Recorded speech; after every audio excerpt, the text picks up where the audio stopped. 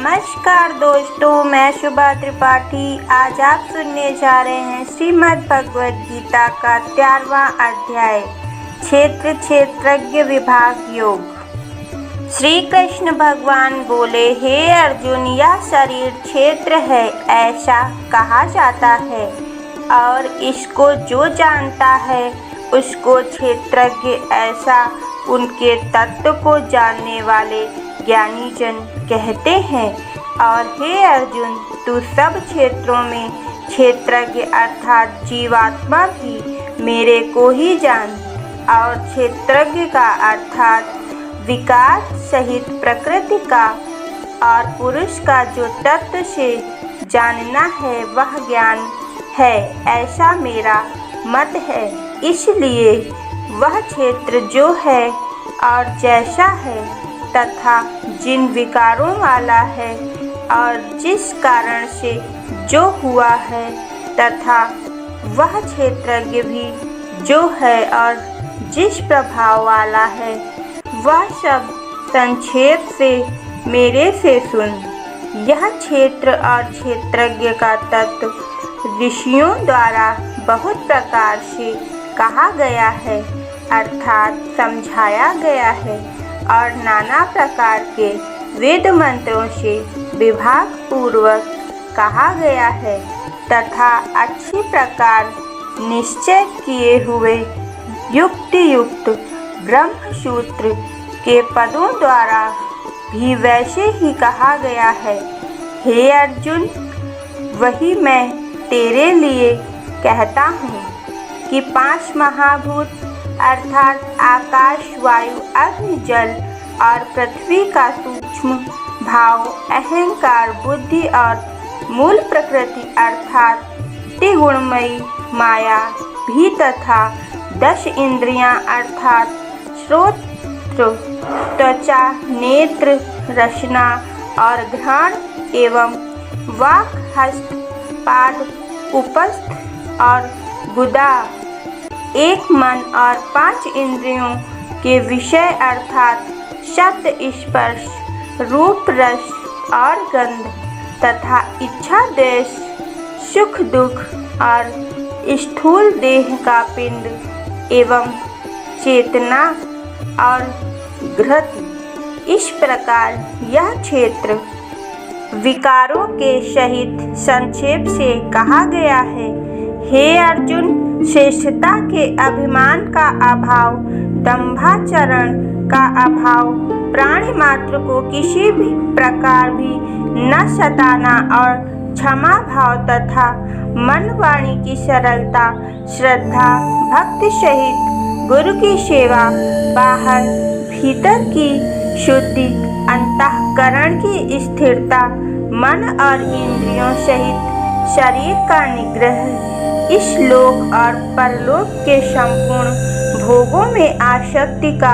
अभाव और अहंकार का भी अभाव एवं जन्म, मृत्यु, जरा और रोग आदि में दुख दोष का बारंबार विचार करना, पुत्र, स्त्री, घर और धनादि में आसक्ति का अभाव और ममता का न होना तथा प्रिय अप्रिय की प्राप्ति में सदा ही चित्त का सम रहना अर्थात मन के अनुकूल तथा प्रतिकूल के प्राप्त होने पर हर्ष, शोकादि विकारों का न होना, मुझ परमेश्वर में एक ही भाव से स्थिति रूप ध्यान योग के द्वारा अव्यभिचारिणी भक्ति तथा एकांत और शुद्ध देश में रहने का स्वभाव और विषयासक्ति मनुष्यों के समुदाय में प्रेम का न होना तथा आध्यात्म ज्ञान में नित्य स्थित और तत्व ज्ञान के अर्थ रूप परमात्मा को सर्वत्र देखना, यह सब तो ज्ञान है और जो इसके विपरीत है वह अज्ञान है, ऐसा कहा है। हे अर्जुन, जो जानने के योग्य है तथा जिसको जानकर मनुष्य परमानंद को प्राप्त होता है उसको अच्छी प्रकार कहूँगा। वह आदि रहित परम ब्रह्म अकथनीय होने से न सत कहा जाता है और न असत भी कहा जाता है, परंतु वह सब ओर से हाथ पैरों वाला एवं सब ओर से नेत्र, सिर और मुख वाला तथा सब ओर से नेत्र वाला है, क्योंकि वह संसार में सबको व्याप्त करके स्थित है और संपूर्ण इंद्रियों के विषयों को जानने वाला है, परंतु वास्तव में सब इंद्रियों से रहित है तथा आसक्ति रहित और गुणों से अतीत हुआ भी अपनी योग माया से सबको धारण पोषण करने वाला और गुणों को भोगने वाला है तथा वह परमात्मा चराचर सब भूतों के बाहर भीतर परिपूर्ण है और चर अचर रूप भी वही है और वह सूक्ष्म होने से अविज्ञेय है तथा अति समीप में और दूर में भी स्थित वही है और वह विभाग रहित एक रूप से आकाश के सदस्य परिपूर्ण हुआ भी चराचर संपूर्ण भूतों में पृथक पृथक के सदस्य स्थित प्रतीत होता है तथा वह जानने योग्य परमात्मा विष्णु रूप से भूतों को धारण पोषण करने वाला और रुद्र रूप से संहार करने वाला तथा ब्रह्मा रूप से सबका उत्पन्न करने वाला है। वह ब्रह्म ज्योतियों का भी ज्योति एवं माया से अति परे कहा जाता है तथा वह परमात्मा बोध स्वरूप और जानने के योग्य है एवं तत्व ज्ञान से प्राप्त होने वाला और सबके हृदय में स्थित है। हे अर्जुन, इस प्रकार क्षेत्र तथा ज्ञान और जानने योग्य परमात्मा का स्वरूप संक्षेप से कहा गया। इसको तत्व से जानकर मेरा भक्त मेरे स्वरूप को प्राप्त होता है। हे अर्जुन, प्रकृति अर्थात त्रिगुणमयी मेरी माया और जीवात्मा अर्थात क्षेत्रज्ञ, इन दोनों को ही तू अनादि जान और राग द्वेषादि विकारों को तथा त्रिगुणात्मक संपूर्ण पदार्थों को भी प्रकृति से ही उत्पन्न हुए जान, क्योंकि कार्य और कारण से उत्पन्न करने में हेतु प्रकृति कही जाती है, अर्थात जीवात्मा सुख दुख के भोक्तापन में अर्थात भोगने में हेतु कहा जाता है, परंतु प्रकृति में स्थित हुआ ही पुरुष प्रकृति से उत्पन्न हुए त्रिगुणात्मक सब पदार्थों को भोगता है और इन गुणों का संग ही सब जीवात्मा के अच्छी बुरी योनियों में जन्म लेने में कारण है। वास्तव में तो यह पुरुष इस देह में स्थित हुआ भी पर अर्थात त्रिगुणमयी माया से सर्वथा अतीत ही है, केवल साक्षी होने से उपद्रष्टा और यथार्थ सम्मति देने वाला होने से अनुमंता एवं सबको धारण करने वाला होने से भर्ता, जीव रूप से भोक्ता तथा ब्रह्मादिकों का भी स्वामी होने से महेश्वर और शुद्ध सच्चिदानंद घन होने से परमात्मा ऐसा कहा गया है। इस प्रकार पुरुषों को गुणों के रहित प्रकृति को जो मनुष्य तत्व से जानता है वह सब प्रकार से बरतता हुआ भी फिर नहीं जन्मता है, अर्थात पुनर्जन्म को नहीं प्राप्त होता। हे अर्जुन, उस परम पुरुष परमात्मा को कितने ही मनुष्य तो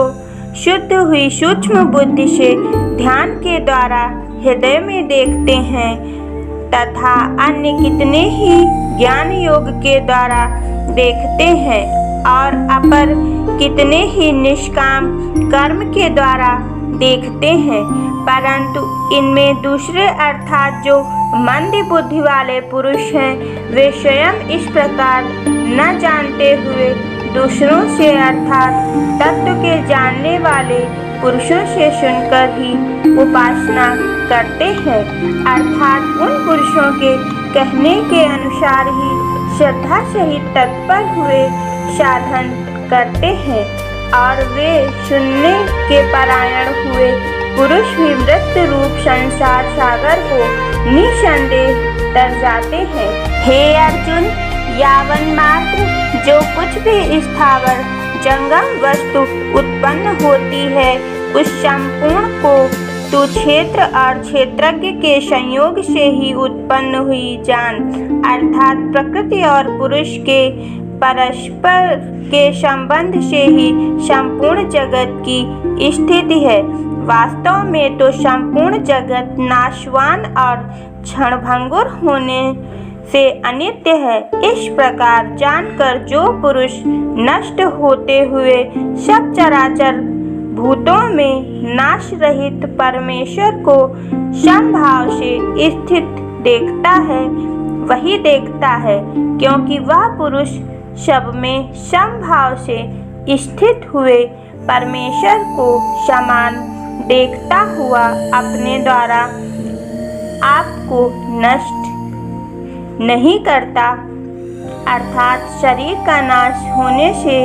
अपने आत्मा का नाश नहीं मानता। इससे वह परम गति को प्राप्त होता है। और जो पुरुष संपूर्ण कर्मों को सब प्रकार से प्रकृति से ही किए हुए देखता है, अर्थात इस बात को तत्व से समझ लेता है कि प्रकृति से उत्पन्न हुए संपूर्ण गुण ही गुणों में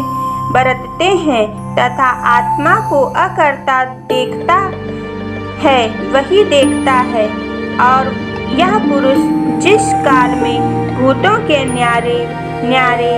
भाव को एक परमात्मा के संकल्प के आधार स्थित देखता है तथा उस परमात्मा के संकल्प से ही संपूर्ण भूतों का विस्तार देखता है, उस काल में सच्चिदानंद घन ब्रह्म को प्राप्त होता है। हे अर्जुन, अनादि होने से और गुणातीत होने से यह अविनाशी परमात्मा शरीर में स्थित हुआ भी वास्तव में न करता है और न लिपायमान होता है। जिस प्रकार सर्वत्र व्याप्त हुआ भी आकाश सूक्ष्म होने के कारण लिपायमान नहीं होता है, वैसे ही सर्वत्र देह में स्थित हुआ भी आत्मा गुणातीत होने के कारण देह के गुणों से लिपायमान नहीं होता। हे अर्जुन, जिस प्रकार एक ही सूर्य इस संपूर्ण ब्रह्मांड को प्रकाशित करता है, उसी प्रकार एक ही आत्मा संपूर्ण क्षेत्र को प्रकाशित करता है, अर्थात नित्य बोध स्वरूप एक ही आत्मा ही सत्ता के संपूर्ण जंग वर्ग प्रकाशित होता है। इस प्रकार क्षेत्र और क्षेत्रज्ञ के भेदों को तथा विकार सहित प्रकृति के छूटने के उपाय को जो पुरुष ज्ञान नेत्रों द्वारा तत्व से जानते हैं, वे महात्मा जन परब्रह्म परमात्मा को प्राप्त होते हैं। यहाँ पर क्षेत्र क्षेत्रज्ञ विभाग योग समाप्त हुआ। दोस्तों, अगर आपको ये वीडियो अच्छा लगे तो इसे लाइक करें, शेयर करें और सब्सक्राइब करें। जय श्री कृष्ण।